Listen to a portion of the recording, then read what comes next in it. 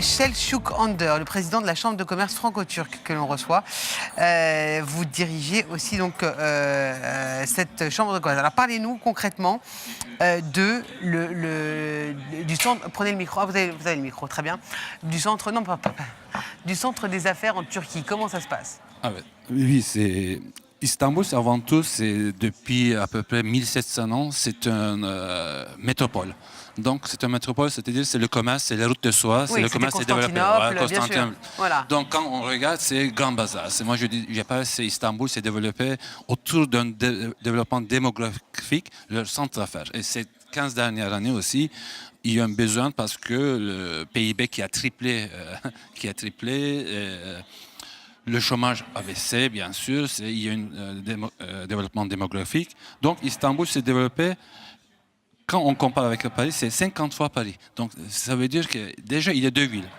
La rive asiatique et la rive européenne. La rive européenne. Et la rive européenne, la vieille ville, et autour de la vieille ville, la ville moderne. Donc, vous imaginez, ça commence de la vieille ville qui déborde vers le quartier de plus en plus moderne, tout ça, avec les nouveaux bâtiments. Donc en fait, c'est un énorme centre d'affaires. Voilà, c'est derrière vous. Voilà, c'est comme vous voyez, c'est 50 fois Paris. Quand on parle de ça, il y a une très grande artère quand même. C'est de 14 km.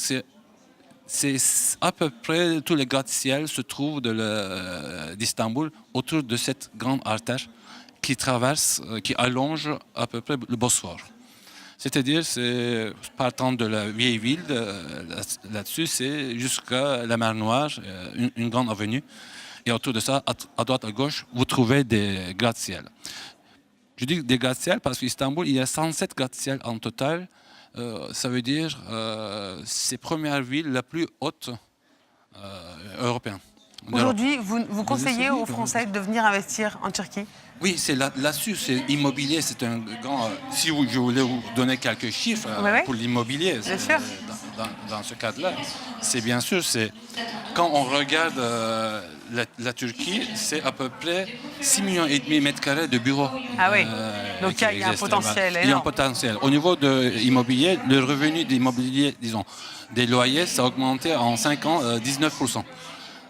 Donc, vous êtes à Istanbul, quand même, avec 4 heures de vol, vous atteignez un marché de 25 trillions de dollars à peu près, Communauté européenne, Asie centrale, le Moyen-Orient. Donc, vous êtes un hub. Istanbul, ça devient un carrefour. Ouais. Donc, c'est pour le développement international et pour le développement interne dans le pays, qui est un grand marché. Tout seul, Istanbul, c'est 15 millions d'habitants. Quand vous voyez derrière, il y a 19 villes avec plus d'1 million d'habitants en Turquie. Donc, Istanbul tout seul symbolise à peu près 25% de PIB de la Turquie. C'est après Finlande, c'est un pays tout seul, Istanbul.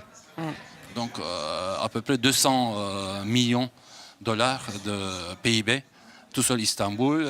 Et il y a des Turcs qui viennent investir en France?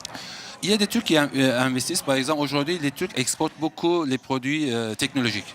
Malgré ça, c'est le premier fabricant de bus européen, premier fabricant aussi d'automobiles, premier exportateur au monde de ciment, c'est de verre, deuxième producteur de verre, habillement également, premier exportateur de téléviseurs. Aujourd'hui, une télévision vendue sur le marché français, c'est une télévision turque. C'est la marque internationale Beko, qui a à peu près 6% de part de marché en France. Mais il y a No-Name, le groupe Vestel, ils ont entre 17% des écrans plats, tout seul, Vestel. Donc il y a un vrai échange, effectivement. Aujourd'hui, vous conseillez de nombreuses entreprises dans la stratégie de développement en Turquie et en France. Quels sont les besoins des entreprises aujourd'hui? Les besoins d'entreprises, aujourd'hui, pour le quartier d'affaires que je vois, c'est très intéressant. En Turquie, c'est très éparpillé. Il n'y a ni contrôle public, ni contrôle privé. Donc, il n'y a pas chacun pour son gratte-ciel, développe autour de son gratte-ciel. Donc, là-dessus, je crois qu'une unification un peu pipi, ça serait très intéressant. Et des sociétés de conseil là-dessus, disons, ça peut être intéressant, cet échange, parce que ces quartiers ont besoin de ça. Je trouve, ces quartiers d'affaires. C'est un véritable challenge, donc construire des ponts comme le pont du Gosport. Écoutez, on va vous remercier beaucoup, président de la Chambre de commerce franco-turque, Selçuk Önder. Teşekkür ederim.